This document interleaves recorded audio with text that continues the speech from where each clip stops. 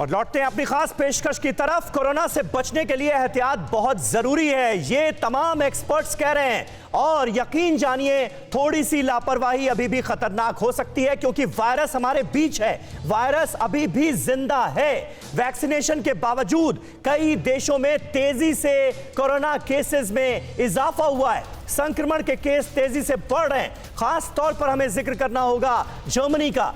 Germany में 70% लोगों को वैक्सीन लगाई जा चुकी है, फिर भी 50,000 मामले सामने आए हैं जर्मनी में। ब्रिटेन में 74% वैक्सीनेशन के बावजूद 42,000 केस कोरोना के सामने आए हैं। रूस में 40% लोगों को वैक्सीन लगाई जा चुकी है, लेकिन 24 घंटे में 1,237 लोगों की जान ले ली है इस डेडली वायरस ने। यह है खतरा जिसे नजरअंदाज नहीं किया जा सकता।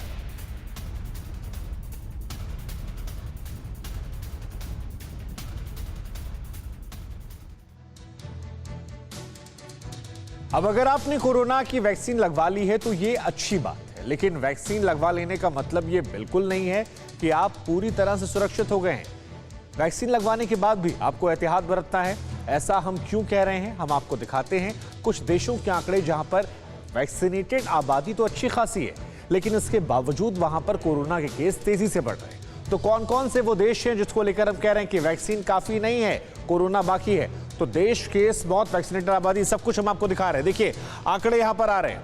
अब अगर जर्मनी की आप बात करेंगे तो पिछले 24 घंटों में 50,000 केस आए हैं, 223 लोगों की मौत हुई है, और वैक्सीनेटेड आबादी जो है वो कम से कम 1%, तकरीबन 70% के आसपास है।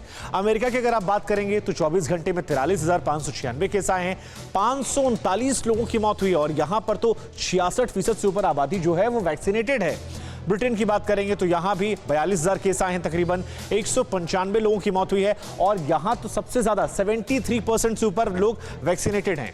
रशिया की बात करेंगे तो यहां पर 40,000 केस आए हैं। केसेस कम है, लेकिन मौत की संख्या रशिया में सबसे ज्यादा है, 1,237 लोगों की मौत हुई है। 40.44% आबादी जो है वैक्सीनेटेड है। टर्की की बात की जाएगी तो 24,898 यहां पर केसेस हैं, 197 लोगों की मौत हुई है, और यहां भी तकरीबन 65% आबादी जो है वो वैक्सीनेटेड है। यूक्रेन की अगर बात की जाए तो यहां पर 24,747 केसेस आए हैं, 652 लोगों की डेथ हुई है। वैक्सीनेटेड आबादी यहां पर काफी कम है।